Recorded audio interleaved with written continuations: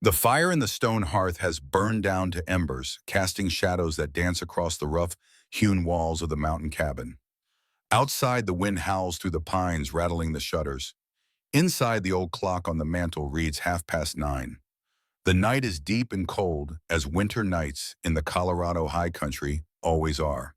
But this story does not begin here in this moment of warmth and safety. This story begins 21 years earlier in the summer of 1878, when the mountains were wilder and men lived by a harder code. When justice was something you made with your own hands and honor was measured not in words, but in what you were willing to sacrifice. The sun breaks over the eastern ridge at precisely 5:47 in the morning, same as it has every summer morning for the 8 years Nathaniel Brennan has lived alone on Elk Mountain. He knows the exact time because a man who lives in the wilderness learns to read the sun like other men read pocket watches. Time matters up here.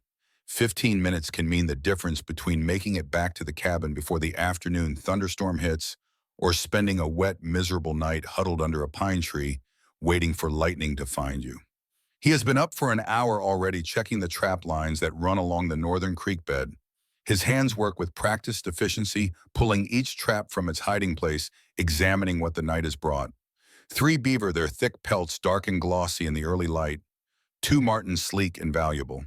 1 unfortunate muskrat that somehow got itself caught in a number 3 conibear trap meant for something twice its size. The conibear is a cruel piece of engineering, all spring-loaded steel, designed to snap shut with enough force to break a beaver's neck instantly. Nathaniel prefers these traps to the old leg hold designs because death comes quick. The animal does not suffer. A man who causes unnecessary pain to God's creatures is no better than the predators he hunts. This is what he believes, what he has always believed, even before the mountains became his only home. He skins them all with quick, practiced movements. His Arkansas toothpick knife makes precise cuts that waste nothing. The blade is carbon steel, holds an edge better than any factory-made knife, sharpened every morning at a precise 20-degree angle on a whetstone he keeps by the door. Every pelt will bring $3 at the trading post down in Redemption Falls. Every $3 means another month he does not have to go down to that cesspool of humanity and pretend to be civilized. The work is methodical, almost meditative. Slice, peel, scrape, stretch. Every movement practiced 10,000 times until muscle memory takes over and his mind is free to wander. Today, his thoughts turn to numbers, to winter calculations. By his estimate, he needs 200 pounds of dried elk meat, 50 pounds of flour, 20 pounds of salt, and enough ammunition to see him through until spring thaw. The ammunition is the tricky part. Shells for the Springfield cost 15 cents each, and he goes through maybe 200 rounds a winter between hunting and keeping his skills sharp. That is $30 right there, nearly half his yearly income from pelting. But a man who cannot shoot straight in the mountains is a dead man, so the cost is necessary. Non-negotiable. The cabin sits at 9,000 feet, tucked into a natural clearing, surrounded by tall pines and aspens that shimmer silver when the wind moves through them. He built it himself over the course of one brutal winter after the fever took Ellen and Thomas, and left him with nothing but rage and the need to be anywhere that did not smell like death and failure. The construction was his salvation in those dark months. Every log he cut and dragged and notched into place was a denial of the emptiness inside him, and every stone he fitted into the fireplace was a refusal to simply lie down and die. The work kept him alive when living seemed pointless, and the cabin that resulted is solid as the mountain itself. The logs are 18 inches thick, chinked with moss and mud, mixed with horsehair from Jeremiah his mule. The roof is split shale, angled steep to shed snow and rain like water off a duck's back. One window faces east for morning light, another south for winter warmth. No windows north or west where the weather comes from. Inside, everything has its place. Military precision carried over from his 12 years as a cavalry scout, when disorder could get you killed and attention to detail kept you breathing. The rifles hang on pegs near the door. Springfield model 1873 for long-range work, accurate to 600 yards in the right hands. Winchester Yellow Boy 1866 for close encounters, lever action that can put 15 rounds down range in less than a minute. Colt .45 pistol in a holster hanging from a nail, cleaned and oiled every Sunday whether he has fired it or not. Traps hang organized by size on the east wall. Number 1 for muskrat and mink. Number 2 for fox and coyote. Number 3 for beaver and bobcat. Number 4 for wolf and mountain lion, though he rarely uses those. The big traps can break a man's leg if they catch you wrong, and Nathaniel has seen what happens to a man who gets trapped alone on a mountain with a shattered femur. Better to leave the big predators alone unless they are causing problems. Pelts stretch on wooden frames lean against the walls, filling the cabin with the musty smell of wild animals and curing leather. Some men complain about the smell, but to Nathaniel it is the scent of honest work and self-sufficiency. Every pelt represents food in his belly and supplies for winter. Every pelt is proof that he can survive without depending on anyone. Jeremiah, his mule, stands in the hand-built corral and watches Nathaniel work with the patient disapproval only a mule can manage. The animal is 16 years old, stubborn in as original sin, and the closest thing to family Nathaniel has allowed himself since Ellen died. The mule cost him $45 8 years ago, a small fortune but worth every penny. Jeremiah can carry 200 pounds of supplies up a mountain trail that would kill a horse, can survive on sparse grazing that would not sustain a goat, and has enough sense to avoid rattlesnakes and cliff edges without being told.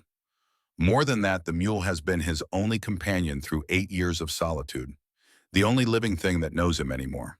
"Don't look at me like that," Nathaniel mutters, stripping the hide from a beaver with smooth, efficient strokes. "I feed you, don't I? Shelter you from wolves and weather. Built you a corral with my own hands, more than most get in this world." Jeremiah snorts and turns away, apparently unconvinced by this argument. The mule has opinions about Nathaniel's lifestyle choices and is not shy about expressing them through body language and strategic acts of defiance. The work is good, simple, honest. You set a trap, you check it, you harvest what the mountain provides. No politics, no lies, no promises, broken by men who smile while they stab you in the back. Up here, the rules are clean. Work hard or starve. Respect the mountain or die. Waste nothing and the land will sustain you. It is not the life Nathaniel imagined it when he was young and full of dreams about building a ranch down in the valley, raising a family, teaching his son to track and hunt and be a good man. But dreams die. People die, and sometimes a man has to build a new life from the ashes of the old one, even if that life is solitary and hard and empty of everything except survival. He is finishing the last pelt, scraping fat from the inside of the marten hide with careful strokes when something catches his attention. A sound that does not belong, or rather, the absence of sound. The birds have gone quiet along the eastern ridge, and that never happens this time of morning unless something has disturbed them. Nathaniel sets down his knife and walks to the edge of the clearing, every sense suddenly alert. 8 years alone on a mountain teach you to read the subtle language of the wilderness, the way wind carries scent, the pattern of shadows through the trees, the nervous way a mule shifts its weight when predators are near, the quality of silence when something dangerous is moving through territory where it does not belong. Could be a mountain lion. They are rare this high up in summer, preferring the lower elevations where deer are more plentiful. But Nathaniel has seen cat sign in this area before a big tom, maybe 200 pounds, that treats this section of mountain as the edge of its territory. But it is late in the season for lions to be this active. And besides, the bird's silence has the wrong quality. Birds shut up for cats, but it is a gradual thing, a wave of quiet that spreads as the predator moves. This silence is sudden and total, like someone threw a blanket over the whole mountainside. Could be a bear. Grizzlies still roam these peaks, though they are getting scarcer every year as miners and loggers push further into their range.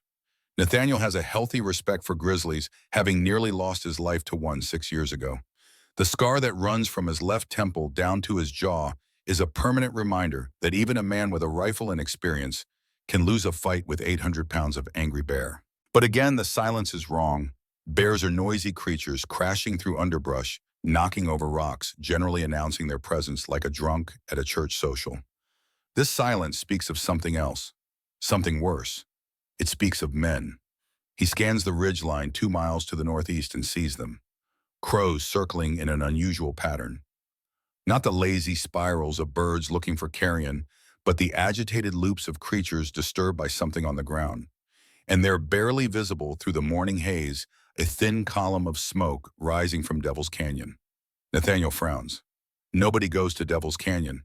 The trail is too steep, the rocks too unstable, and the locals say it is cursed, though Nathaniel puts no stock in superstition. The canyon earned its name honestly enough. 3 miners died there in the spring of '71 when an overhang collapsed during a storm, and a hunting party lost 2 men to a flash flood in '74. Bad luck and worse judgment, not curses. But the name stuck, and now the God-fearing folk of Redemption Falls give the place wide berth. But someone is there now. Someone who either does not know the area's reputation or does not care. And something about it feels wrong in Nathaniel's gut, a cold unease that has nothing to do with logic and everything to do with the instincts that kept him alive during his cavalry years. He walks back to the cabin and checks his rifles, a ritual he performs every time he senses potential danger. Springfield loaded Winchester, ready, Colt-chambered knife sharp. Everything a man needs to deal with trouble. Then he stops himself, his hand on the Winchester stock, his feet already turned toward the trail. What is he doing? This is not his problem. Someone camping in Devil's Canyon is none of his concern. He came up here to get away from other people's troubles, to live and die without the complications that come from caring about anyone but himself. He sets the rifle back in its rack and returns to his pelts. But the unease does not leave. It sits in his chest like a stone heavy and cold, and no amount of work can shift it. He finds himself stopping every few minutes to look northeast toward that column of smoke and those agitated crows. The sun climbs higher, and still he cannot focus. His hands go through the motions of scraping and stretching, but his mind is 2 miles away, trying to puzzle out what could make crows circle like that and why smoke would be rising from a canyon where nobody goes. By noon, he has accomplished nothing except wearing a path in the dirt from pacing. Jeremiah watches him with what can only be described as mule-sized concern, which is to say a slight elevation of both ears and a cessation of his usual stubborn behavior. "It's not my business," Nathaniel says out loud to the mule to the mountain to himself. "Been 8 years since I cared about anything off this rock. 8 years since I had anything worth protecting. Why start now?" But even as he says it, he knows it is a lie. Or maybe not a lie, but a truth he has been avoiding. Because the real question is not why he should care. The real question is what kind of man he becomes if he does not. Ellen would have known what to do. She always did. Had a compass inside her that pointed toward right like other people's pointed toward north. When he was uncertain, when the path was unclear, he would tell her, and she would think for a moment and then say what needed saying. Not in a preachy way, but gentle. Like she was revealing something obvious that he had simply overlooked. And Thomas, his son, 6 years old when the fever took him, but already showing signs of the man he might have become. Curious, brave, kind to animals and smaller children. The kind of boy who would grow into the kind of man who did not walk away when something felt wrong. Nathaniel taught him that, or tried to. Tried to teach him that being a man meant more than being strong or tough or able to survive. It meant standing up when standing up was hard. It meant doing what was right even when what was right cost you everything. But he failed them. That is the truth he lives with every day. Failed to be there when the fever came. Failed to protect the 2 people who mattered more than his own life. Was 3 weeks away tracking hostile Cheyenne for the cavalry when typhoid swept through the valley. By the time he got home, Ellen and Thomas had been in the ground for 2 days. The neighbors had done what they could, but typhoid is a fast killer and there was no time to send word. For 8 years he has been running from that failure. Hiding on this mountain where the only person he can disappoint is himself. But maybe that ends today. Maybe this unease in his gut is Ellen's ghost telling him he has a chance to be the man he should have been 8 years ago. Maybe this is redemption offered in the form of smoke and circling crows and a mystery in a cursed canyon. By 2 in the afternoon, Nathaniel has made his decision. He will scout the area, nothing more. Make sure whoever is down there is not in trouble. If it is just some fool tenderfoot who got lost on a day hike, he will point them back to town and be done with it. If it is something worse, well, he will deal with that when he sees it. He straps the Winchester to his back, holsters the Colt, slides the Arkansas toothpick into its sheath on his belt. 3 weapons for 3 ranges. Rifle for distance, pistol for close work, knife for when things go truly bad. He fills his canteen with fresh water from the creek, grabs a handful of jerky in case this takes longer than expected, and starts down the mountain. Jeremiah watches him go with what might be approval or might just be relief at not having to witness any more pacing. Keep the place standing till I get back. Nathaniel tells the mule, who responds by immediately walking to the far corner of the corral and standing completely still, as mules do when they have decided to be difficult. The trail to Devil's Canyon is barely a trail at all, more like a suggestion worn into the mountainside by deer and elk over the centuries. It winds down through stands of pine and aspen across seasonal creeks reduced to trickles by the summer heat, over rocky outcrops, where one misstep could mean 100-foot fall onto granite below. Nathaniel moves through it with the silent efficiency of a man who has spent years learning to walk without sound, placing each foot carefully on solid rock, avoiding the loose scree that would announce his presence to anyone below. The skill came hard during his cavalry years. He was a scout, which meant his job was to move ahead of the main force, locate hostile positions, and report back without being seen or heard. Do it right and you lived. Do it wrong and you got an arrow through the throat or a bullet in the back. Nathaniel did it right for 12 years, from the end of the war between the states to the closing of the frontier. And he is still alive, which is more than most scouts can say. The day is hot for early summer in the high country, maybe 73 degrees with a sky so blue it almost hurts to look at. At this elevation, the air is thin enough that sunburn comes quick if you are not careful, and dehydration can sneak up on a man who is not paying attention. Nathaniel has seen greenhorns die from both their bodies, found days later swollen and blackened under the merciless sun. Columbine grows in patches along the trail, Colorado's flower, with its delicate white and purple petals. The 5 spurs of each flower point in different directions, like tiny hands reaching for sunlight. Beautiful but tough, surviving winters that would kill anything less resilient. The plant blooms in thin, rocky soil where nothing else will grow, and keeps blooming year after year, despite the cold and the wind and the brief growing season. He is a mile from the canyon when he finds the first sign that something is wrong. Boot prints in the soft earth near a seasonal creek, fresh within the last few hours. The prints are clear and distinct, pressed deep into the mud at the water's edge where someone knelt to drink or wash. Expensive boots, the kind made in Denver, or maybe even Chicago. City boots with leather soles and decorative stitching that have no business on this terrain. A man wearing boots like that is either very rich or very stupid, and probably both. Rich because those boots cost $12 if they cost a penny more money than a working man sees in 2 months. Stupid because leather soles slip on wet rock, offer no traction on loose scree, and wear out twice as fast as the hobnailed boots every local wears in the mountains. Nathaniel kneels and examines the prints more closely. Size 10.5, maybe 11. Heavy tread, which means the man weighs at least 180, probably more. The depth of the impression in the soft mud tells him the man was moving slowly here, not running or hurrying, taking his time, confident, unworried about being followed or discovered. 50 yards further, he finds a crushed patch of wild grass where someone sat or knelt for several minutes. The grass is bent, but not broken, which means whoever it was did not stay long, maybe 5 or 10 minutes. And there, caught on a branch 3 feet off the ground, a scrap of black fabric. Nathaniel approaches it carefully as if it might bite. He touches it with 2 fingers, holds it up to the light. Wool, good quality, tightly woven with professional care. The weave is consistent and even the kind of work that comes from a real tailor, not the rough homespun most frontier folk wear. Expensive material in black, which is a color rarely seen out here, where practicality trumps fashion. The fabric is torn, not cut. Torn with force, judging by the ragged edges. And there on one corner, a faint stain that might be blood. A nun's habit, his blood goes cold. Nathaniel knows about the small religious community at Sacred Heart Mission.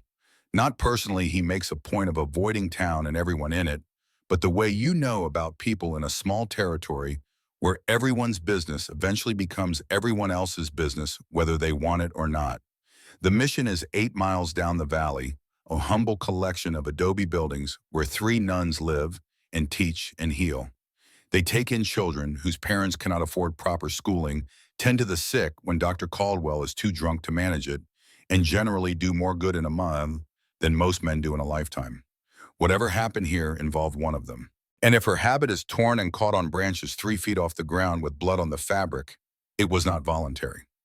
Nobody tears their own clothing with that kind of force. Nobody leaves blood on fabric unless something violent occurred. Nathaniel feels something shift inside him, something cold and hard, sliding into place like a rifle bolt chambering around. He knows this feeling, has not felt it in 8 years. Not since the cavalry, not since the last time he had to hunt men instead of animals. It is the feeling of purpose, of clarity, of moral certainty that transcends doubt and makes every decision simple. Someone hurt one of those nuns. Someone violated the unwritten law of the frontier that says you do not harm women, especially not women who have dedicated their lives to helping others. That makes this personal. Even though Nathaniel does not know the victim, even though he has spent 8 years trying not to care about anyone, some things are bigger than personal preference. Some evils demand response. He moves faster now, following the signs, like he used to follow hostile tracks during his cavalry days. More crushed vegetation, the plants bent in the direction of travel. Broken stems on the wild rose bushes where someone pushed through without caring about the thorns. A pattern of disturbance that speaks of struggle, of someone being dragged or chased through the underbrush. Two sets of tracks now. The expensive city boots and smaller prints. Bare feet judging by the shape, moving erratically like someone running or fighting. And there on a flat rock, still damp from yesterday's afternoon storm, a smear of blood. Not a lot, maybe a tablespoon, but enough to confirm his worst fears. Enough to tell him this is not a case of someone who twisted an ankle and needs help getting back to town. This is violence. This is predation. This is evil walking in broad daylight, thinking the isolation of Devil's Canyon means nobody will see, nobody will know, nobody will care. Nathaniel checks the Winchester, making sure a round is chambered and the safety is off. His jaw is tight, his breathing controlled, but inside he feels something he has not felt in 8 years. The cold, focused rage of a man who has seen evil and knows it must be stopped. Not the hot anger that makes men stupid and reckless, but the ice-cold fury that makes them dangerous and effective. The cavalry taught him how to channel that rage, how to use it as fuel without letting it control him. The trick is to separate emotion from action, to feel the anger fully while keeping your hands steady and your mind clear. Rage is power if you master it. Rage is death if it masters you. The trail leads down into Devil's Canyon proper, where the walls rise steep and red on either side. Weathered sandstone marked with bands of different colored sediment laid down millions of years ago, when this was the bottom of an ancient sea. The creek has carved a channel through the solid rock over thousands of years, creating a narrow passage barely 20 feet wide in places. During spring runoff, this canyon becomes a raging torrent that could sweep a horse off its feet. Now in summer, the water is reduced to a trickle that barely covers the rocks. It is late afternoon now, maybe 4 o'clock, and the sun is casting long shadows that make the canyon feel darker than it is. The walls channel the wind in strange ways, creating whispers and moans that sound almost human. Somewhere nearby, a raven calls harsh and mocking, and Nathaniel has the sudden, irrational feeling that he is being watched by something that is not entirely natural. He shakes off the superstition. There is nothing supernatural about this canyon, just bad luck and a bad name. And now apparently bad men using it as a private hunting ground where they think no one will see what they do. Then he sees her. She is lying by the creek, partially hidden behind a boulder, and at first Nathaniel thinks she is dead. Her habit is gone, torn away completely, and she has tried to cover herself with large leaves from the columbine and wild plants that grow near the water. Her face is turned away, her dark hair loose, entangled with dirt and blood. Defensive wounds mark her hands and arms, where she fought whoever did this to her. Deep scratches and bruises that tell a story of desperate resistance. Nathaniel has seen violence before. Saw it in the war where boys barely old enough to shave cut each other apart with bayonets and artillery. Saw it during his years tracking hostile warriors across the plains, both the violence they inflicted and the violence inflicted upon them by men who claimed to represent civilization. Saw it in the faces of men who wore badges and uniforms, while they committed acts that would make animals ashamed. But this hits him different. This is calculated cruelty. This is a man who saw someone vulnerable and alone and decided to destroy her, not for any strategic purpose or in the heat of battle, but simply because he could. Because she was there and he wanted to, and he thought he would get away with it. This is evil that wears a respectable face while it commits atrocity. Nathaniel approaches slowly, making noise so he will not startle her if she is conscious. His boots scuff deliberately on the rocks. He clears his throat. He wants her to know someone is coming, wants to give her time to prepare herself mentally for another encounter with a man. Because right now, every man must look like the one who hurt her. 10 feet away, he stops and kneels, making himself smaller, less threatening. He sets the rifle down carefully, keeping his hands visible. "Ma'am," he says quietly, and his voice sounds strange in the echoing canyon. "Can you hear me? I'm not here to hurt you. My name is Nathaniel Brennan. I live on the mountain. I'm going to help you get safe." For a long moment, nothing. Just the sound of water trickling over rocks and the distant call of that raven. Then her eyes open green as spring grass and she sees him. The scream that comes from her throat is pure animal terror. She scrambles backward, clutching the leaves tighter, her whole body shaking. Her eyes are wide and unfocused, seeing not Nathaniel, but whoever hurt her, seeing every man as the same threat. "Please," she cries, and her voice breaks on the word. "No more. Please, God, no more." The words hit Nathaniel like a physical blow. This is a woman who has been broken, who has had her faith and her safety stripped away. And now she sees a large, wild-looking man approaching, and her traumatized mind cannot distinguish rescuer from attacker. She thinks he is here to hurt her again, thinks God has abandoned her to more suffering. Every instinct Nathaniel has screams at him to help, to promise everything will be all right. But he knows that would be the worst thing he could do. Right now, he is not a rescuer in her eyes. He is another threat, another monster. So he does the hardest thing a man can do when someone needs help. He backs away, slowly, deliberately, hands raised where she can see them, empty and harmless. Nathaniel stands and takes 5 steps backward, then 5 more, then another 5 until there are 30 feet of space between them. He moves carefully, like approaching a wounded animal that might bolt at any sudden motion, telegraphing every movement so she can track him and know he is creating distance, not closing it. "I'm stepping back," he says, his voice calm and steady, despite the fury burning in his chest like a furnace. "See, I'm over here now, way over here, not coming closer. I promise you, ma'am, on my life and my honor, I am not here to hurt you." She is still shaking, still clutching those inadequate leaves, but her eyes are tracking him now, watching, calculating whether this is another trap, another trick, another way for a man to get close enough to cause pain.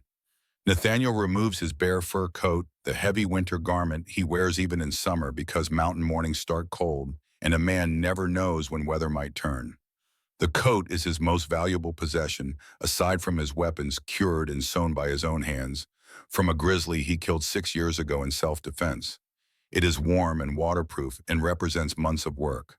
He holds it up so she can see it clearly, this offering of warmth and protection, then lays it carefully on the ground halfway between them. "That's for you," he says, "when you're ready. No conditions, no strings, no expectation of anything in return. I'm going to turn around now and count to 100. You take what you need. Take the coat, or don't, your choice. If you want me to leave entirely, I'll leave. If you want help getting somewhere safe, I'll help. Whatever you decide, I'll respect it." He turns his back to her, facing away up the canyon, and starts counting out loud. 1, 2, 2, 3.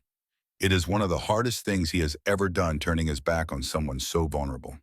Every protective instinct he has rebels against it. Every piece of his training says never turn your back on an uncertain situation. But she does not need his protection right now, at least not in the way he wants to give it. She needs control. She needs to feel like she has agency again, like she is a human being with the power to make decisions and not just a victim to be rescued and managed. She needs to choose her own path, even if that path is telling him to leave. 27, 28, 29. He listens without turning. He can hear her breathing fast and shallow. The rustle of movement of leaves being shifted, fabric being pulled across dirt. 47. The soft scrape of bare fur dragged toward her body. She has taken the coat. That is a choice, and choices are power when you have had all power stripped away. 70, 97, 98, 99, 100. When he reaches 100, Nathaniel stops but does not turn. He addresses the canyon wall in front of him, giving her the respect of not forcing eye contact until she is ready. "Ma'am," he says to the weathered red sandstone, "I've got a cabin about 2 miles up the mountain. It's safe. Clean water, fire, food walls between you and the world. Medical supplies, privacy. Or if you'd rather, I can fetch the town doctor, bring him up here quiet like so you but don't have to face a whole town yet. Third option, I can leave you be entirely if that's what you want. Your choice. No pressure. Whatever you decide is the right answer. A long silence stretches between them. Water trickles over rocks. The raven calls again, closer now. Then in a voice so broken it barely qualifies as speech, she answers. Not town, not yet. I can't face anyone. The cabin then, Nathaniel asks. Yes. I'm going to turn around now. Slow. Is that all right with you? Yes. He turns and sees her wrapped in his coat, which is so large on her small frame that she is drowning in it. The sleeves hang a foot past her hands. The hem drags on the ground. She looks like a child playing dress-up in adult clothing. Vulnerable and lost, and so fragile, it makes his heart ache in ways he thought it could not ache anymore. Her face is streaked with dirt and tears. There is a cut above her left eyebrow that is still bleeding sluggishly, the blood making a dark trail down the side of her face. Her lower lip is split and swollen. Bruises are already forming on her throat, ugly purple marks in the clear shape of fingers where someone choked her. But she is looking at him now without quite so much terror in her eyes. And that is something. That is progress. That is the first tiny step on what he knows will be a very long road. Can you walk? He asks gently. She tries to stand using the boulder for support, but immediately her legs give out. Shock and trauma have stolen her strength, and she crumples back to the ground with a small cry of frustration and fear. All right, Nathaniel says, keeping his voice even and calm. I'm going to need to carry you. That means I'll have to touch you, pick you up. But I'll keep my eyes forward and move as quickly as I can and set you down the second we reach the cabin. Is that something you can tolerate? If not, I can rig a travois, but that'll take time and you need shelter and care soon. She stares at him for a long moment, clearly trying to judge whether she can trust this stranger, trying to weigh her desperate need for help against her terror of being touched by any man. Finally moving like it costs her everything, she nods. I'll make it quick, Nathaniel promises. And if at any point you need me to stop, you say the word and I'll set you down immediately.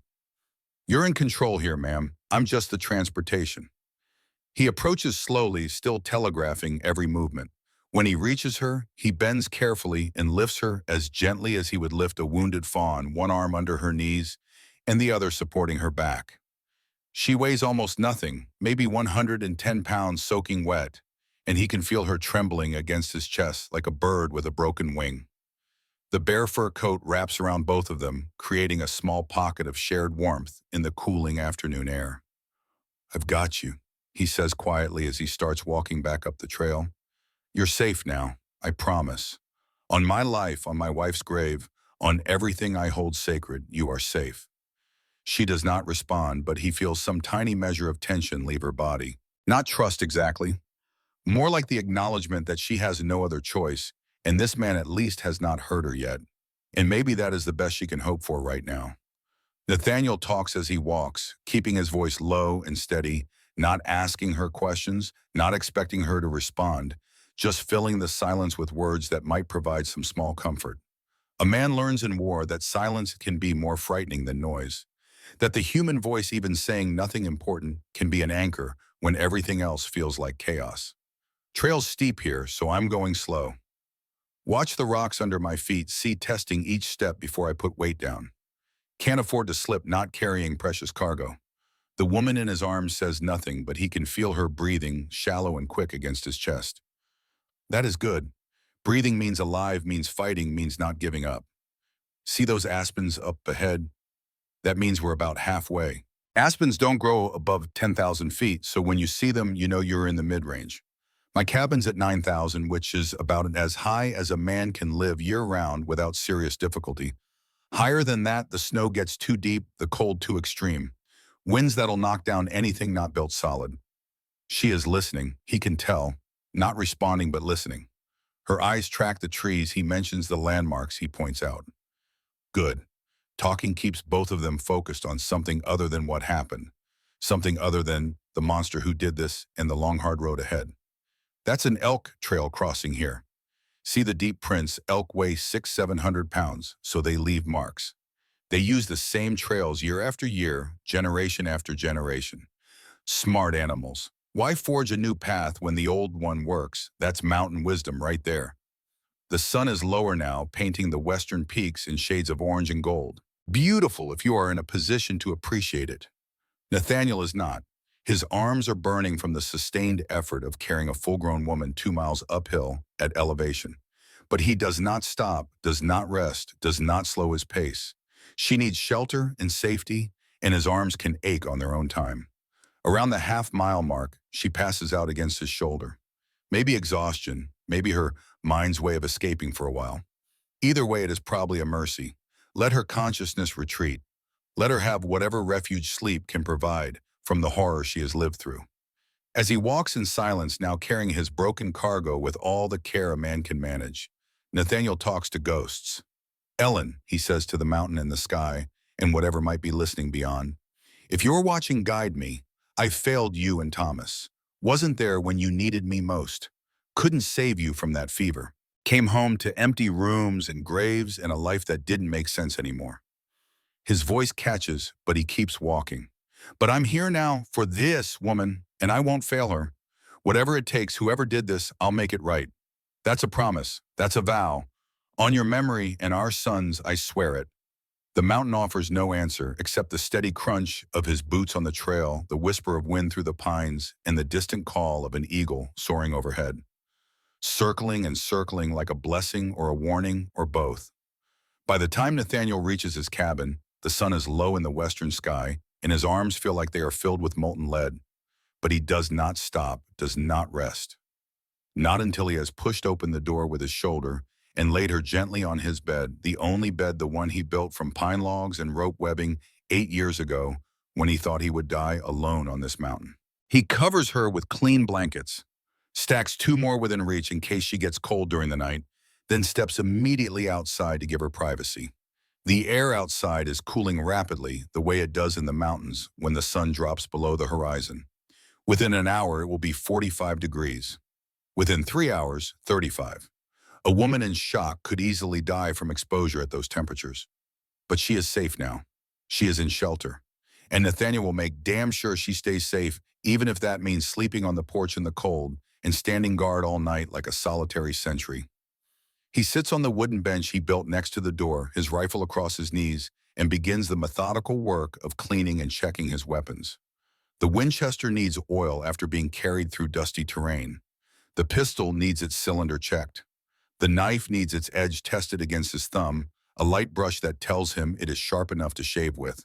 His hands shake slightly, not from exertion but from the rage that is building in his chest like steam in a kettle with no release valve. Someone did this.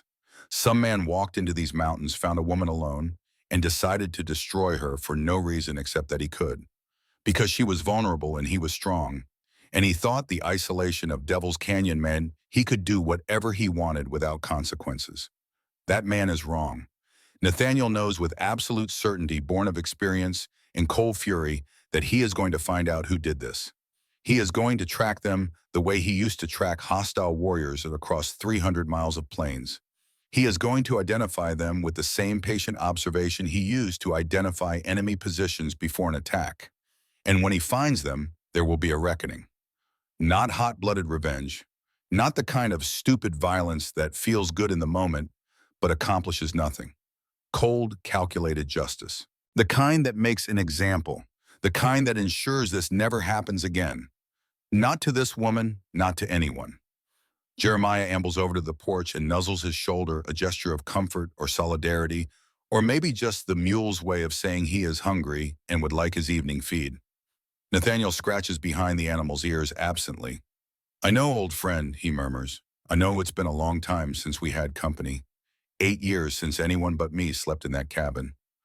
But this is different. This is what being a man means. This is duty.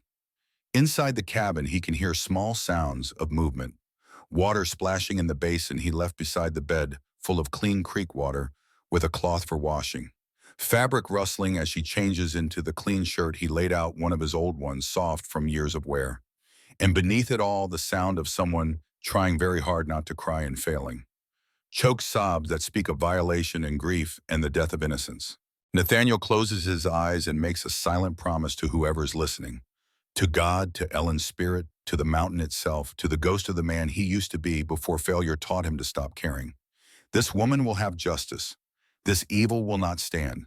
And if civilization will not provide it, if the law turns blind and the righteous stay silent, then he will deliver it himself.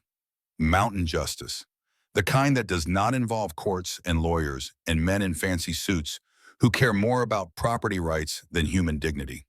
The kind that involves a man taking personal responsibility for the evil committed in his territory and making absolutely certain it never happens again.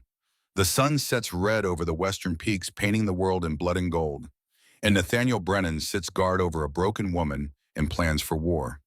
The stars come out one by one, familiar constellations that have guided him through 8 years of solitude. He knows them all. The Big Dipper pointing to Polaris, Orion's belt, Cassiopeia like a crooked W across the northern sky. On nights when the loneliness was too much, he would lie on this porch and trace patterns in the stars, imagining Ellen and Thomas up there somewhere, watching him fumble through a life he never wanted. Tonight, he does not look at the stars. Tonight, he watches the tree line, the approaches to his cabin, the shadows where threat might hide. Tonight, he is a soldier again, standing watch. And the precious cargo he is protecting is more valuable than anything he carried during his 12 years in uniform. The temperature drops to 40 degrees, then 35. Nathaniel pulls his collar up, but does not go inside for a heavier coat. That would mean leaving his post even for a minute, and he will not do that. Not tonight. Tonight he stands guard like a soldier on perimeter duty. And if he is cold, well, he has been cold before and survived it. Around midnight, he hears movement inside. Footsteps light and hesitant. The door opens a crack, and there she is wrapped in blankets, her face pale in the moonlight. "Mr. Brennan." Her voice is hoarse from crying, from screaming, from whatever happened in that canyon. "Yes, ma'am." "Why are you out here, standing guard, making sure you're safe?" "But it's cold." "I've been colder." She is silent for a moment, processing this. Then in a voice so soft he almost does not hear it. "What's your name, your first name?" "Nathaniel." "Nathaniel," she repeats, testing the word. "That's biblical. The apostle in the Gospel of John. The one Christ said was without guile." "Didn't know that. My mother chose it. She died when I was young." "I'm Catherine," she says. "Sister Catherine Bryan of Sacred Heart Mission. But just Catherine is fine now." Catherine is a good name. Another silence stretches between them, filled only with the sound of wind through pines and the distant hoot of an owl hunting. "Thank you," she says finally, "for finding me, for giving me space, for being kind." "No thanks needed. It's what any decent man would do." "No," she says, and there is steel in her voice despite the trembling. "It's not. Most men aren't decent." She closes the door quietly, and Nathaniel is alone again, with the stars and the cold in his thoughts. But something has shifted. She is not just a victim he rescued anymore. She is Catherine, a person with a name and a voice. And despite everything that happened to her, she has the strength to say thank you to a stranger who gave her back a tiny measure of control. That takes courage. Nathaniel sits on his porch through the long, cold night, keeping watch, and he knows with absolute certainty that his life just changed. For 8 years, he has been dead, going through the motions of survival, but not truly living. For 8 years, he has hidden from responsibility and relationship and anything that might require him to care about another human being. But duty found him anyway, in the form of a broken woman and a mystery in a cursed canyon. And maybe, just maybe, this is his chance at redemption. His chance to be the man he should have been 8 years ago when fever took his family. His chance to stand for someone who needs standing for. To fight for someone who cannot fight alone. His chance to matter. The night is long and cold and full of stars, and Nathaniel keeps watch until dawn breaks gold over the eastern peaks, painting the world in new light, offering the promise of something better than yesterday. When the sun is fully up, he goes inside. Catherine is asleep finally, her breathing deep and even. The bruises on her face have darkened overnight, purple and black against pale skin. But she is alive. She is safe. And that is a start. Nathaniel makes coffee on the wood stove, the ritual movement soothing in their familiarity. Grind the beans, heat the water, pour it through the grounds. Wait. The smell fills the cabin, rich and bitter and real. He is halfway through his first cup when he makes the decision. He needs to get a doctor, not just for Catherine's physical injuries, though those need tending, but for documentation, for evidence. Because if they are going to bring whoever did this to justice, they need more than her word and his fury. They need medical proof that this happened. The problem is Dr. Caldwell, the only physician within 50 miles. A man who used to be competent, maybe even good before whiskey got its hooks in him. Before his wife died in childbirth 8 years ago, and he decided living was not worth the effort without her.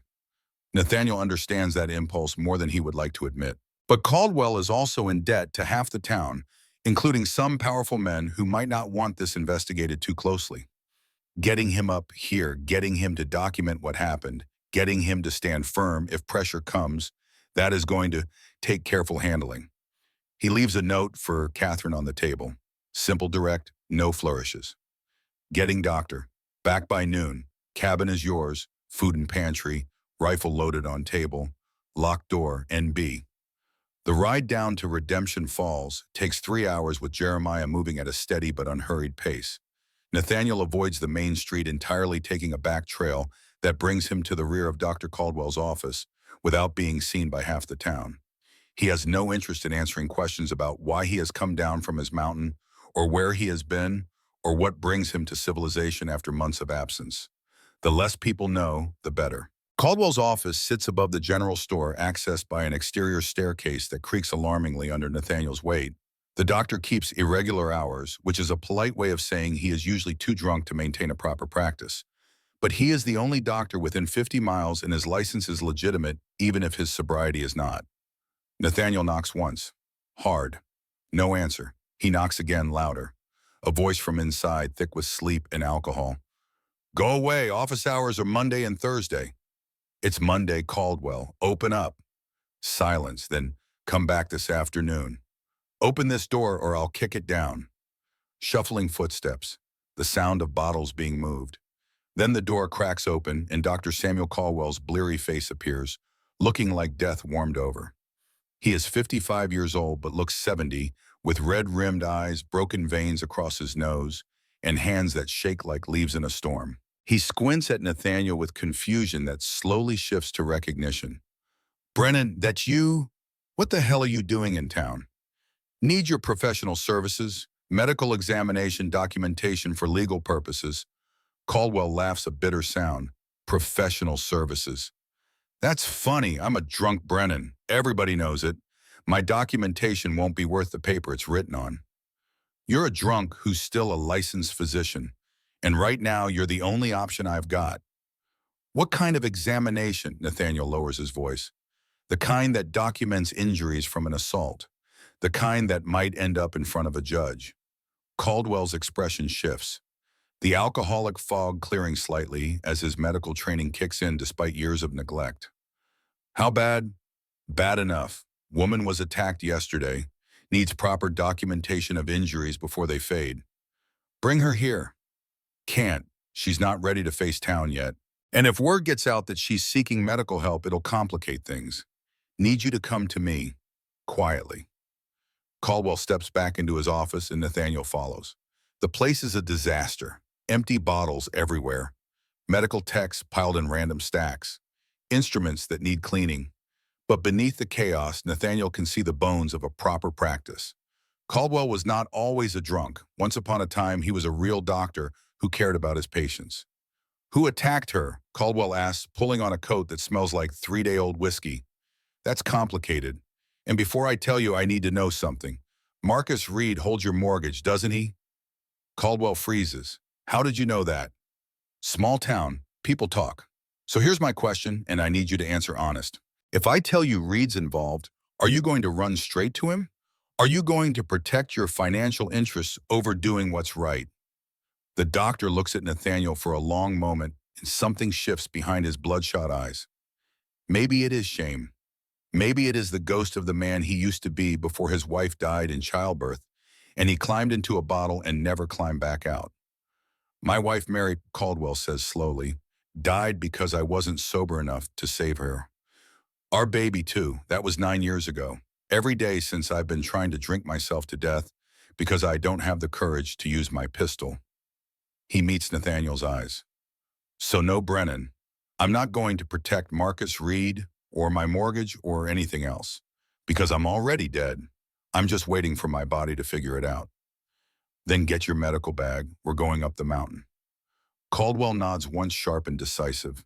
He gathers his instruments with hands that still shake but move with purpose now. Stethoscope bandages various bottles of medicine and antiseptic. He packs everything into a worn leather bag that has seen better days but is fundamentally sound. I'll need to examine her in private, Caldwell says. No men present, not even you. She's been through trauma. The last thing she needs is an audience. Agreed, I'll wait outside. But Caldwell, she's fragile right now, scared. You treat her with anything less than complete respect and we're going to have problems. Clear as glass. I may be a drunk, but I'm still a doctor.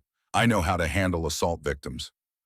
They leave through the back stairs, avoiding the main street. Nathaniel has Jeremiah, but Caldwell needs a horse. They detour to the livery stable, where Caldwell keeps an old mare named Bess, who has seen better days, but is still serviceable. The stable boy, a young man named Billy Chen, who cannot be more than 19, gives them both a curious look, but does not ask questions. Smart kid. Nathaniel makes note of that. In a town where everybody knows everybody else's business, the ability to keep your mouth shut is a valuable trait. The ride up the mountain takes nearly 3 hours. Caldwell is not used to hard riding anymore, and his mare is slow. They travel in silence, mostly Caldwell clearly suffering from withdrawal and exertion, Nathaniel scanning the trail constantly for any sign they are being followed. Around the 2-hour mark, Caldwell speaks. This woman, she going to press charges, that's the plan. Reed will destroy her. You know that, right? He'll use every bit of influence he has to make her look like a liar or a hysteric or worse. He'll drag her name through the mud until nobody believes a word she says. I know. And you'll be caught in the crossfire. Reed doesn't forget people who cross him. You remember those 3 men you sent back to him with broken fingers? Nathaniel remembers. 2 years ago, 3 of Reed's miners got drunk and decided it would be fun to rough up some Chinese workers. Nathaniel happened to be in town that day, saw it happening, and intervened. The miners ended up with broken bones and bruised pride. Reed sent word that the matter was closed, but his eyes promised otherwise. They had accidents after that, Caldwell continues. One fell down a mine shaft. Another got trampled by his own horse. The third just disappeared. Everyone knows Reed was behind it, but nobody can prove anything. I'm not afraid of Reed. You should be. Money is power out here, and he has more money than God. Money doesn't stop bullets. No, but it buys men who shoot them. You ready for that? Ready to spend the rest of your life looking over your shoulder? Nathaniel thinks about Catherine sitting in his cabin right now alone and terrified, clutching a rifle she barely knows how to use. Thinks about the defensive wounds on her hands where she fought back. Thinks about the way she said stop in a voice that will haunt him until his dying day. Yes, he says simply, I'm ready. They reach the cabin around noon. Nathaniel calls out before they approach, letting Catherine know it is safe. Catherine, it's Brennan. Got the doctor with me. She appears in the doorway wearing his oversized shirt that reaches her knees, her hair damp from washing. The Winchester is in her hands, held at low, ready finger off the trigger, but ready to move if needed. When she sees Caldwell, fear flashes across her face. This is Dr. Caldwell, Nathaniel says gently. He's here to examine you and document your injuries. I trust him, but if you're not comfortable, we can find another way. Catherine studies Caldwell for a long moment. The doctor looks terrible, obviously suffering, but there is something in his eyes that seems genuine. Maybe it is shared pain, recognizing shared pain. All right, she says quietly, but you stay close, Nathaniel, just outside the door. Of course. Nathaniel shows Caldwell inside, then retreats to the porch. He sits with his back against the wall rifle, across his knees, and listens to the murmur of voices inside. Catherine's voice soft and hesitant. Caldwell's voice professional and kind, asking questions in medical terminology that softens the horror of what he is documenting. The examination takes 40 minutes. When Caldwell emerges, his face is grim and he is no longer shaking. His hands are steady as he writes in a small notebook, documenting everything with precise medical language. How is she? Nathaniel asks. Physically, she'll heal. Bruising, lacerations, internal trauma. consistent with forcible assault, defensive wounds on hands and forearms, everything I'd expect to see from violent rape. The physical evidence is clear and unambiguous. And mentally, that's going to take longer. She's in shock, still dissociating. Keep her warm, keep her fed, let her talk when she wants to, and be silent when she doesn't. Don't push. Caldwell looks at Nathaniel with something like respect. And Brennan, she's going to have nightmares, panic attacks, moments where she breaks down for no apparent reason. That's all normal. Trauma does that to people. I know, I've seen it before. The war, and after, Caldwell nods, understanding, passing between two men who have both seen what violence does to the human soul. The doctor pulls a piece of paper from his bag. This is my official medical report, dated, signed with my license number. It'll hold up in any court in the territory. Keep it safe. Make copies if you can. Nathaniel takes the document and reads it. The language is clinical and precise, laying out the evidence of assault in terms that cannot be misinterpreted or dismissed. Contusions consistent with restraint. Lacerations indicating struggle. Internal trauma consistent with forcible penetration. Defensive injuries proving she fought back. It is exactly what they need. What do I owe you? Nathaniel asks. Nothing. This one's on me. Call it penance for all the times I've stayed silent when I should have spoken up. Reed holds your mortgage. You know he'll come after you when this gets out. Let him. I told you, Brennan, I'm already dead. Might as well do one good thing before I actually die. Caldwell mounts his horse and prepares to leave. Then he pauses. There's something else you should know. Catherine isn't the first. Nathaniel goes very still. What do you mean? 2 years ago, Abigail Thompson came to my office. She had injuries similar to Catherine's. When I asked what happened, she said she fell down some stairs. But I've been a doctor long enough to know the difference between fall injuries and assault injuries. I documented it anyway, told her she should report it, but she refused. Said it would be her word against a powerful man's and she'd lose. 3 months later, she left town. Went to Denver, far as I know. Did she name the man? No, but the way she flinched when Marcus Reed's name came up in conversation, I had my suspicions. Never could prove anything. And you didn't report it. Caldwell looks ashamed. I was more of a drunk back then, and Reed held my mortgage even then. I told myself it wasn't my business, that I couldn't know for sure that it would cause more problems than it solved. I've regretted that silence every day since.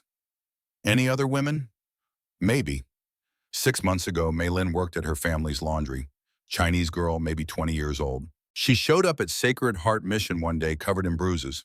Wouldn't say what happened. Next week, her whole family packed up and left. Said they were going to San Francisco, but it felt like they were running. Caldwell meets Nathaniel's eyes. And there's been others over the years. Women who left town suddenly. Families who moved away without explanation. Could be coincidence. Could be Reed's been doing this for years and getting away with it because his victims were too scared to speak up. This information changes everything. If Reed has multiple victims, if there is a pattern, then Catherine is not just fighting for justice for herself. She is fighting for all the women who came before and all the women who might come after. I need names, Nathaniel says. Everyone you can remember who might be connected to Reed. Every woman who left, suddenly every family that moved away, every suspicious injury you treated over the years. I'll write it down. Give me a few days to go through my records, jog my memory. But Brennan, be careful. If Reed figures out you're investigating him, he won't wait for a trial. He'll have you killed and make it look like an accident. Let him try. Caldwell rides away, leaving Nathaniel alone with his thoughts and a growing sense of the scope of what they are up against. This is not just one man's crime. This is a systematic pattern of abuse enabled by wealth and power and an entire town's willingness to look the other way. But patterns can be documented. Patterns can be proven. And patterns, once exposed, can bring down even the most powerful men. Nathaniel goes back inside where Catherine is sitting by the fire wrapped in blankets despite the warm afternoon. She looks up when he enters, and he sees the question in her eyes. Caldwell believes you, Nathaniel says. Documented everything. And Catherine, there's more. He thinks Reed's done this before, multiple times. We're not just fighting for you, we're fighting for every woman he's hurt. Catherine closes her eyes and a single tear slides down her cheek.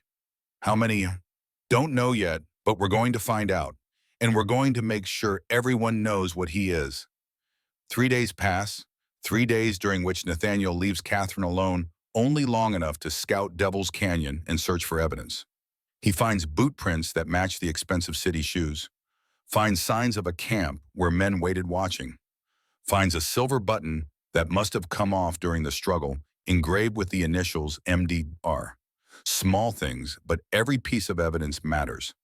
On the fourth day, word reaches the mountain that Sacred Heart Mission has noticed Sister Catherine's disappearance and organized search parties.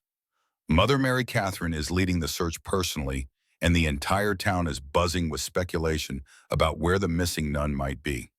Nathaniel knows they cannot hide forever. Sooner or later, Catherine will have to return, will have to face the town and tell her story. The question is when. Do they wait longer, gather more evidence, build a stronger case, or do they move now while Catherine's injuries are still visible and documented? Catherine makes the decision for them. I want to go back, she says on the morning of the fifth day. I want to tell Mother Mary what happened. I want to make my accusation public before Reed has time to build his story. Are you sure once you go public, there's no taking it back? Reed will come at you with everything he has. I'm sure. Every day I wait is another day he thinks he got away with it. Another day some other woman might cross his path. I won't let my fear protect him. There is steel in her voice that was not there 5 days ago. Trauma has broken her, yes, but something else is happening too. She is finding strength in her anger and her determination that this will not stand. Then we go today, Nathaniel says, but we do it smart. We go straight to the mission. Tell Mother Mary first. Get her on our side. Then we decide together when and how to make this public. They ride down the mountain together, Catherine on Jeremiah and Nathaniel walking alongside. She is wearing a dress from his trunk, one that belonged to Ellen, kept for 8 years because he could not bring himself to throw it away. Blue calico, simple, faded but clean. It fits Catherine reasonably well, though the hem needs adjustment. By the time they reach the edge of town, word is spread. People stare, whisper, point. Nathaniel can feel their eyes on him. On Catherine can feel the speculation and gossip starting to swirl like a storm gathering force. Mrs. Patterson, the general store owner's wife, steps into the street. Sister Catherine, thank the Lord you're safe. We've been so worried. Where have you been? Catherine does not answer, just keeps her eyes forward. Another voice, one of the miners. That's the mountain man. The hermit. What's she doing with him? More whispers, more stares. Nathaniel feels Catherine's fear rising, can sense her starting to panic at the attention. He moves closer to Jeremiah, putting himself between her and the growing crowd. Make way, he says quietly, but there is steel in his voice. The lady needs to get to the mission. They push through to Sacred Heart, where Mother Mary Catherine is waiting on the steps. She is 62 years old, Irish, with a face that has seen hardship and survived it. When she sees Catherine, relief and concern war on her features. Child, she says, her accent thick with emotion, come inside. Come now. Inside the mission's small parlor, Catherine breaks. She tells Mother Mary everything, the words tumbling out in a rush of grief and anger and relief at finally being able to speak to someone who might believe her. Nathaniel stands by the door, giving them privacy but staying close enough to intervene if needed. Mother Mary listens without interrupting, her weathered hands gripping Catherine's tighter and tighter as the story unfolds. When Catherine finishes, the Mother Superior is silent for a full minute. Then she speaks, and her voice is hard as iron. Marcus Reed. Yes. I believe you, child. Catherine sobs with relief. You do. You're the third woman to come to me with a story about Marcus Reed. The others were too frightened to report it officially, but I've known for years what that man is. I've suspected for longer. But suspicion isn't proof, and without proof, she trails off, clearly angry at her own powerlessness. Third, Nathaniel speaks up. Dr. Caldwell mentioned Abigail Thompson, who was the second Mei-Lin, Chinese girl, worked at her family's laundry. She came to me 6 months ago, terrified and injured. Wouldn't say what happened at first, but eventually told me Reed had cornered her in the alley behind his office. She fought him off that time, got away, but he threatened her family. Said he'd have them all deported if she spoke up. The Chinese Exclusion Act makes them vulnerable, gives men like Reed power over them. The Chens left town within a week. Do you know where they went? San Francisco. Mei-Lin's uncle has a business there. I have the address if you need it. This is good. Witnesses, a pattern, evidence of systematic abuse that cannot be explained away as a single misunderstanding or false accusation. What happens now, Mother Mary asks. How do we stop him? Before anyone can answer, there is a commotion outside. Voices raised, the sound of horses. Nathaniel moves to the window and looks out. Marcus Dalton Reed has arrived along with his brother James and two other men Nathaniel does not recognize. They are dismounting in front of the mission, and Reed has the expression of a man who owns the world and knows it. He's here, Nathaniel says quietly. Catherine stays inside. Mother Mary Catherine stands beside Nathaniel as they step out onto the mission steps. The afternoon sun is hot and bright, casting sharp shadows across the dusty yard. Reed dismounts with the confidence of a man who has never been told no, who has never faced consequences for anything he has done in his entire life. He is 46 years old, well-dressed in an expensive suit that came from San Francisco, maybe even from back east. His boots are polished to a shine that seems almost obscene in this dusty frontier town. Gold watch chain across his vest. Diamond ring on his finger.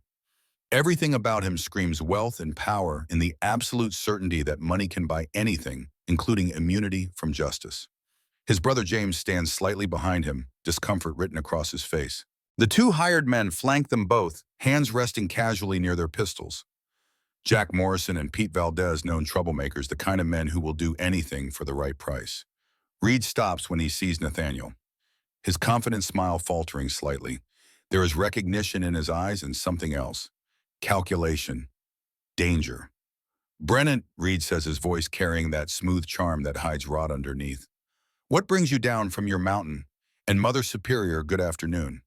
I heard Sister Catherine has returned. What a relief. We've all been so worried. I'm sure you have, Mother Mary says dryly.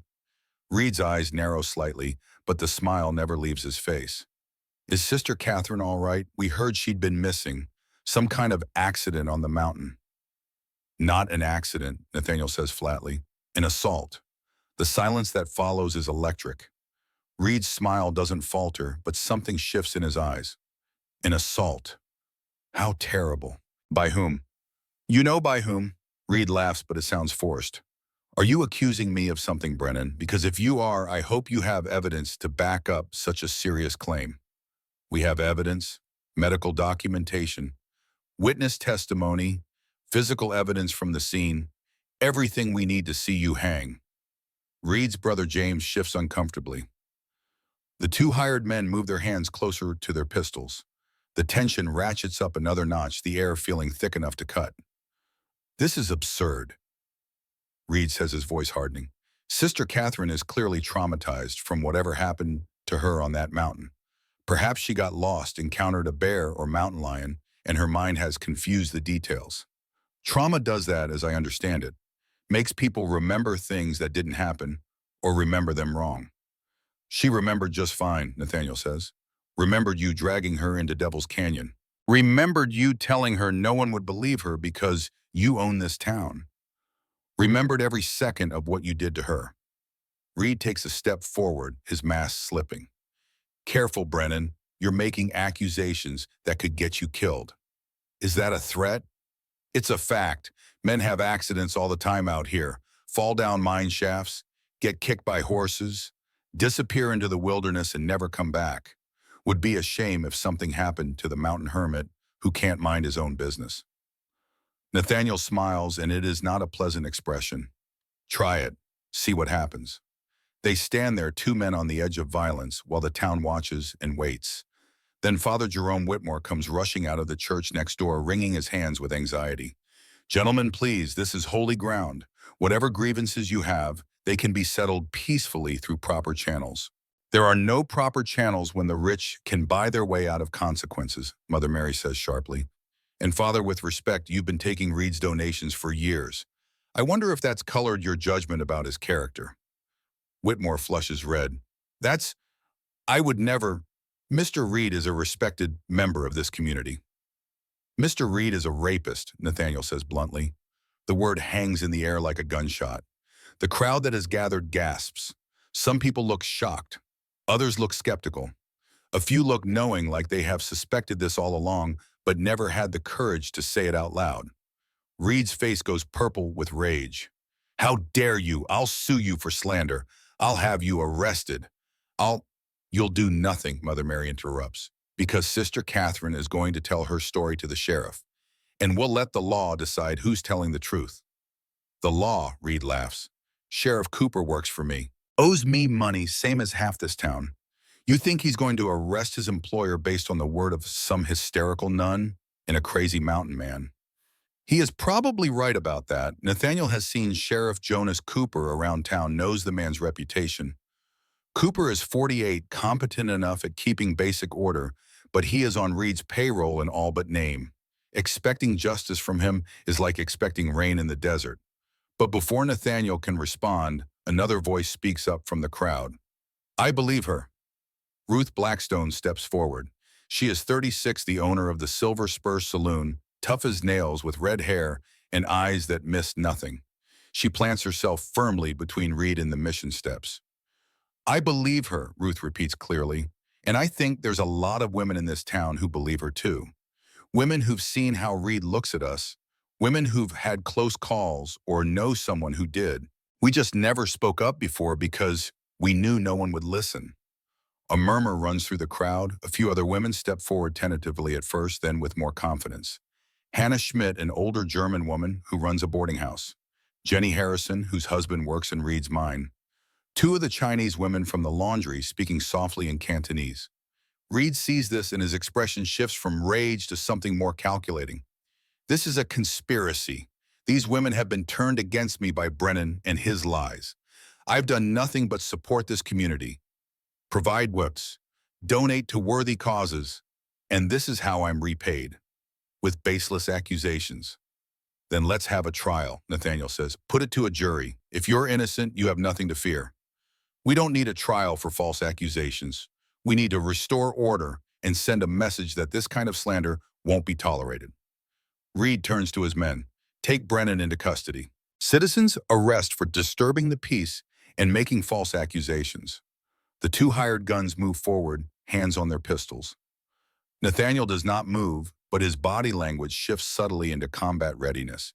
He is not wearing his pistol visibly, but he has a knife in his belt, and 8 years of mountain living have made him dangerous in ways that city toughs cannot imagine. Think carefully, Nathaniel says quietly to the approaching men. You pull those pistols, people die. Maybe me. Probably you. Definitely your boss, because if this goes to shooting, he's my first target. The men hesitate. They are hired muscle, not killers, and there is something in Nathaniel's eyes that tells them he is not bluffing. Then a new voice cuts through the tension. That's enough. Everyone turns. Judge William Hayes is walking down the street leaning on his cane, his face stern. He is 64 years old, walks with a limp from a Civil War injury at Gettysburg, and has a reputation for absolute fairness that even Reed cannot buy his way around. Your Honor, Reed says smoothly, the mask sliding back into place. Thank God you're here. These people are making wild accusations. I heard the accusations, Mr. Reed. I heard everything. And I'm ordering you and Mr. Brennan both to stand down while we sort this out properly. There's nothing to sort out. It's all lies. Then you'll have no trouble answering questions under oath. Sheriff Cooper, I want statements taken from all parties involved. Sister Catherine, Mr. Brennan, Mr. Reed, and anyone else with relevant information. This matter will be investigated properly, and if there's evidence of a crime, it will go to trial. Reed's face goes cold. You can't be serious. You're going to take the word of a nun over mine. I'm going to follow the evidence wherever it leads. That's how the law works, Mr. Reed, even for rich men, especially for rich men, because power without accountability is tyranny. The judge's words hang in the air, and Nathaniel sees something he did not expect. Hope, not from Reed or his supporters, but from the women in the crowd, from Ruth and Mother Mary and the others who have been silent too long. Reed realizes he has lost control of the situation. His expression hardens. This isn't over, Brennan. Not by a long shot. No, Nathaniel agrees. It's just beginning. Reed and his men mount up and ride away, but the fury radiating from him is palpable, and Nathaniel knows this is only the opening battle. That night, James Reed follows his brother to his study. Marcus is already 3 whiskeys deep, rage simmering beneath forced calm. You did it, James says quietly. Not a question. Marcus slams his glass down. Don't start. I've ignored the rumors for years, told myself they were lies. But that nun's face, Marcus. The way she looked at you, the way you looked at her. She's a liar. They're all liars. Are they?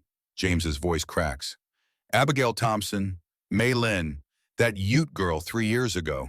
All liars. They got what they wanted. Money, attention, revenge for imagined slights. James stares at his brother like seeing him for the first time. You're my blood, my only family. I've stood with you through everything. But this? Then stand with me now or get out. The choice is yours. The choice hangs between them. James thinks of all the years of loyalty of brotherhood. Then he thinks of that nun's broken voice of justice, of what kind of man he wants to be. I'm out, he says quietly. The next morning, James sends Judge Hayes a sealed envelope containing financial records. Every payment Marcus made to Sheriff Cooper. Every bribe, every threat documented in his own hand. It is not much, but it is something. Meanwhile, Nathaniel knows this is far from finished. The battle has been joined, the lines have been drawn, and now the real war begins. Over the next week, Nathaniel continues his investigation. He returns to Devil's Canyon, conducting a systematic search with military precision. He makes plaster casts of the boot prints using creek clay mixed with flour from his satchel. The impressions are perfect, showing the machine-stitched sole pattern that matches expensive boots, the kind only one man in town wears. He collects all the torn pieces of Catherine's habit, 8 separate fragments, scattered across a 50-yard radius, showing the violence of the struggle. He finds the silver button in the creek bed, engraved with the initials MDR, obviously torn from an expensive waistcoat during the fight. Most damning, he finds 4 cigarette butts near a vantage point overlooking the trail. Turkish tobacco, expensive imported. Reed's preferred brand, evidence that he waited here for hours watching planning. This was not a crime of opportunity. This was premeditated.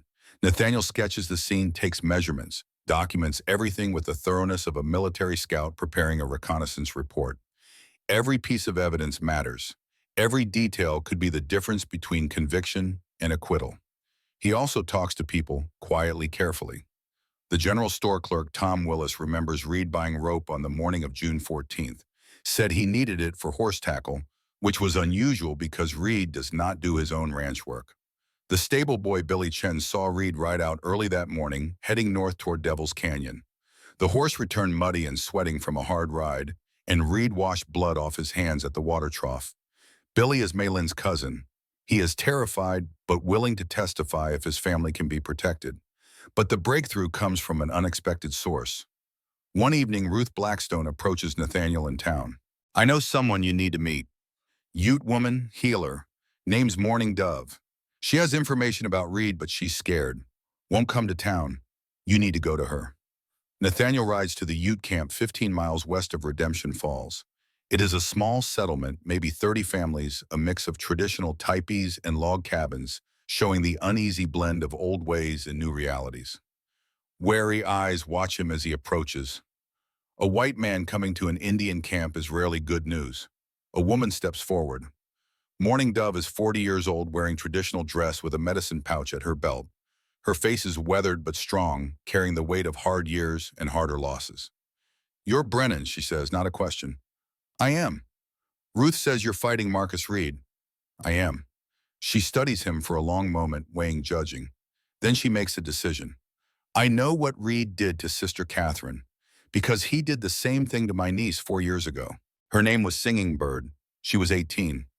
Nathaniel's blood runs cold. Tell me. They sit by her fire and Morning Dove tells the story. Singing Bird worked in town, cleaning houses, earning money for her family. She was beautiful, gentle, beloved. Reed hired her to clean his office. She went willingly, needing the income, thinking it was safe. One day she came home with torn clothes, bruises, bleeding.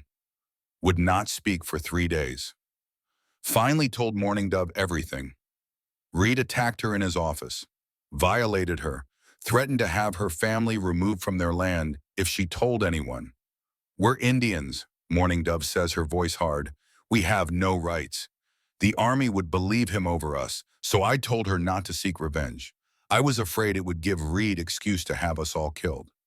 Singing Bird could not eat, could not sleep. Nightmares haunted her. Fear of men consumed her. 2 weeks later, she walked into the mountains. They found her body in the spring. She had jumped from a cliff. When I prepared her body for burial, Mourning Dove says, tears streaming down her face, I discovered she was pregnant with his child. The revelation hits like a physical blow. This is not just assault. This is murder. Singing Bird dead by her own hand because the alternative was living with what Reed did to her. I stayed silent because I was afraid. Mourning Dove continues, my niece died because I was a coward, but I'm not being coward anymore. I'll testify. I'll tell everyone what he did, so no more women die like Singing Bird. If you testify, Reed will retaliate against your people, Nathaniel warns. I know, but some things are worth dying for. Justice for Singing Bird. Justice for all his victims. So no more women suffer what she suffered. Nathaniel makes a promise. I'll protect your people. On my life. War already started, Mourning Dove says. We're just fighting back now. The evidence is building. Medical documentation from Dr. Caldwell. Physical evidence from Devil's Canyon. Pattern testimony from multiple victims. But they still lack the one thing that could make this case unshakable. An eyewitness who saw the assault happen. Then late one night, there is a knock on Nathaniel's cabin door. A young man stands there, 23 years old, terrified, looking over his shoulder like he expects to be followed. Mr. Brennan, I need to talk to you about Mr. Reed. I'm Benjamin Tucker. I work as mine, or I did, until I quit today. Inside the cabin, lit by lamplight, Ben tells his story. He was hunting rabbit on the ridge above Devil's Canyon on the morning of June 14th. Had field binoculars for scouting game. Heard screaming, looked down. I saw Mr. Reed, Ben says, his voice shaking. I recognized him. His clothes, his build, everything. Saw him dragging Sister Catherine by her hair. Saw her fighting, scratching at him, trying to get away. Saw him hit her. Tear her clothing. Why didn't you help? Nathaniel asks, though he keeps his voice neutral, non-judgmental. Because I was scared. Ben's face crumples with shame. Mr. Reed raised me after my parents died when I was 13. Gave me everything. Job home taught me a trade, and I owed him. I was terrified that if I interfered, I'd lose everything. Tears streamed down his face now. So I walked away, heard her screaming and begging him to stop, and I walked away. I can't sleep, can't eat. Every time I close my eyes, I see her face, hear her voice, and I did nothing. Why come forward now? Because if I stay silent, I'm as guilty as he is. Maybe more guilty because I could have stopped it and chose not to. I know testifying will destroy me. Reed will make sure I never work in this territory again. But I have to make this right. Nathaniel studies the young man. Ben is genuine, wrecked by guilt, willing to sacrifice everything to tell the truth. This is their eyewitness. This is the testimony that can convict Reed. If you do this, Nathaniel says carefully, Reed's lawyer will tear you apart on the stand. They'll say you're lying for money, that you have a grudge, that you couldn't see clearly from that distance. I know what I saw, and I'm ready to swear to it. Nathaniel extends his hand. When this is over, whether we win or lose, you have a job on my mountain. Trapping, hunting, honest work. Reed can't touch you up there. Ben shakes his hand, relief flooding his face. You'd do that after I failed to help her. You're helping now, that counts. With Ben's testimony, they have everything they need. Judge Hayes schedules a formal hearing for August 15th when the territorial circuit brings him back through this part of Colorado. Until then, everyone waits, but waiting is not passive. It is a battlefield all its own. Reed launches his counterattack, economic pressure first. He calls in debts, threatens foreclosures, forces people to choose sides. Dr. Caldwell's mortgage gets called, but Nathaniel pays it off with money from 8 years of pelting. Several businesses cave under pressure. One family leaves town entirely. Then come the threats. Billy Chen gets beaten up behind the general store, a clear warning. Unknown men visit Mourning Dove's camp. At night, intimidating but not quite attacking. Someone vandalizes Dr. Caldwell's office, smashing bottles and scattering files. And one night, Nathaniel wakes to the smell of smoke.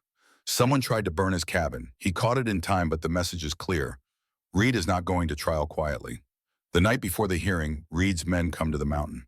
A dozen of them with torches surrounding the cabin. Reed himself stands at the front, his voice carrying through the darkness.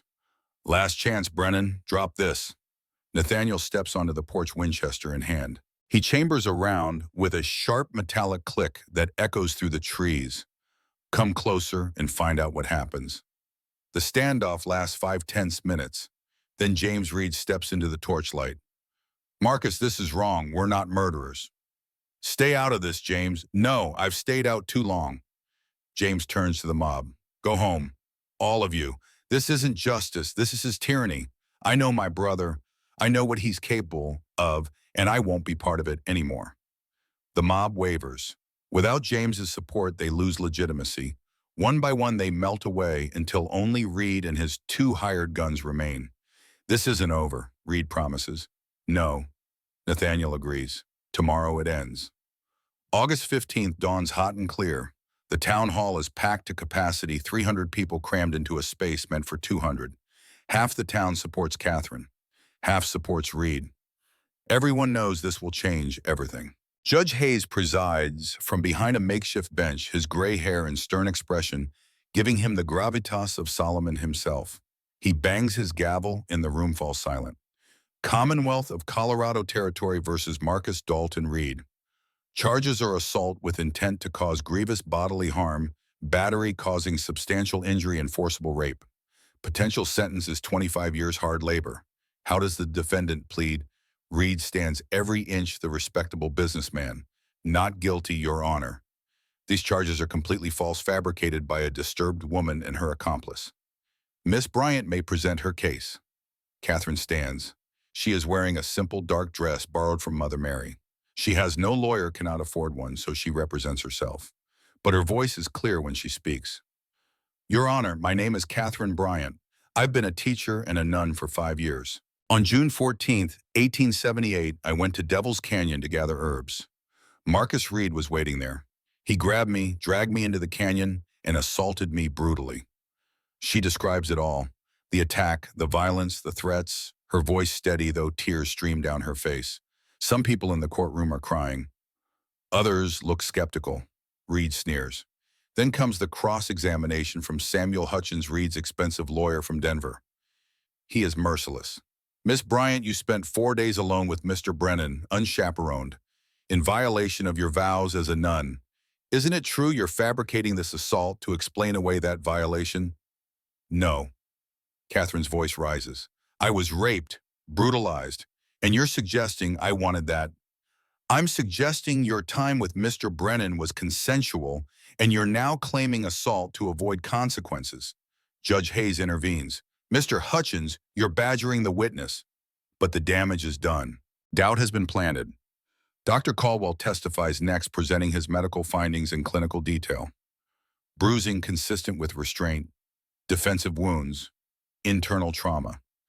These injuries could not have been self-inflicted. This was violent assault. Hutchins attacks his credibility. "You're an alcoholic who owes Mr. Brennan money. Your testimony is bought and paid for. My medical opinion is based on evidence, not finances." Mourning Dove takes the stand wearing traditional Ute dress and singing bird's necklace. She tells her niece's story. The assault, the threats, the suicide, the pregnancy. Hutchins objects repeatedly, but Judge Hayes allows it as pattern evidence. Then comes the moment everyone has been waiting for. Benjamin Tucker takes the stand. He is visibly shaking, cannot meet Reed's eyes, but when he speaks, his voice is clear. "I saw everything. I was hunting on the ridge above Devil's Canyon. I had field binoculars. I heard screaming, looked down, and saw Mr. Reed dragging Sister Catherine into the trees. Saw her fighting. Heard her begging him to stop. I watched the whole thing, and I did nothing because I was a coward." The courtroom erupts. Judge Hayes calls for order. Hutchins's cross-examination is brutal. "You're testifying against the man who raised you. How convenient that Mr. Brent offered you a job right after." "I came to him," Ben says firmly. "And what's convenient is a man using power to destroy women and thinking he'll get away with it." Reed testifies in his own defense. "Smooth practice playing the wronged innocent. He claims he was in his office that morning, that Catherine must have been attacked by someone else, that this is all a conspiracy to destroy him. But his story has holes. His alibi has gaps. And when Judge Hayes cross-examines him, the contradictions become clear. You claim you lost that button months ago. But earlier you said you'd never been to Devil's Canyon. Which is it? Reed has no good answer. After closing arguments, Judge Hayes takes 1 hour to deliberate. The wait is agony. Catherine prays. Nathaniel paces. Reed smokes a cigar, still confident. When the judge returns, the courtroom is silent as a tomb. I've been a judge for 20 years, Hayes begins. I know truth when I hear it. Mr. Reed's story has holes. His witnesses are all financially beholden to him. His demeanor is defensive, not innocent. Miss Bryant has everything to lose and nothing to gain. Her courage in facing this court speaks to truth. Mr. Tucker's testimony shows genuine remorse. The medical evidence is unambiguous. The pattern of victims is damning. He looks directly at Reed. I find Marcus Dalton Reed guilty on all charges. Sentence is 25 years hard labor at the Territorial Prison in Cannon City. No possibility of parole. Sentence begins immediately. The courtroom explodes. Half erupt in cheers, half in outrage. Reed lunges toward Catherine, screaming threats. Nathaniel intercepts him, throws him to the ground. Sheriff Cooper and deputies drag Reed away, still screaming about appeals and lawyers and money. Catherine collapses against Mother Mary, sobbing with relief. Nathaniel approaches quietly. You did it. You won. We won, Catherine corrects. That evening, Reed is taken to prison in shackles, still shouting threats that nobody listens to anymore. Justice has been served. Not perfectly, not without cost, but served nonetheless. 6 months later, winter 1878, turning to 79, Catherine stands in front of her classroom. She left the mission, resigned her vows, but continues teaching. 25 students, now mixed race and class, all learning to read and write and think for themselves. Nathaniel comes down from the mountain more often, helps at the school, repairs things, provides protection. They are building something together. Not romance, not yet, maybe never, but friendship, partnership, mutual respect. Ben Tucker works the trap lines, learning wilderness skills, finding peace in honest labor. Dr. Caldwell is 8 months sober, his practice thriving. Mourning Dove returns to her people. Singing Bird's memory finally honored. James Reed runs the mining company ethically, now making amends for his brother's sins. The town has changed. The message has been sent. Money does not buy immunity. Women's voices matter. And sometimes, just sometimes, the righteous prevail. On a cold December afternoon, Nathaniel walks Catherine home from school. Snow falls soft around them. Do you think he suffers in prison? Catherine asks. I hope so. I don't. I just hope he can't hurt anyone else. Nathaniel looks at her, this woman who was broken and rebuilt herself into something stronger. You know, I came down that mountain thinking I could save you. Turns out you saved yourself. I just stood beside you while you did it. Maybe we saved each other. They walk in comfortable silence through the snow, two survivors building something good from ashes and determination. Not a love story, though perhaps that might come in time, but something equally valuable. Purpose, meaning. The knowledge that standing up to evil, even when the cost is everything, is what makes us human. Marcus Reed serves 12 years before dying of pneumonia in prison. Nobody mourns. Catherine teaches for 40 years. Hundreds of children learn to read because of her. Dr. Caldwell stays sober until his death at 72. Mourning Dove becomes an elder preserving traditional medicine. Ben Tucker runs honest trap lines for 30 years, teaching his own children courage. And Nathaniel Brennan comes down from his mountain, not all the way, but enough. Because he learned that a man can survive alone, but can only truly live in community. That redemption comes not from hiding, but from standing up. When standing up costs everything. Legacy is not wealth or power or fame. Legacy is raising children who want to make the world better. Building institutions that outlast you. Standing up when standing is hard because someone has to. That is what Catherine taught him. That is what this fight was about. And it is enough. The snow continues to fall on Elk Mountain, covering the world in white, offering the promise of new beginnings to those brave enough to fight for them.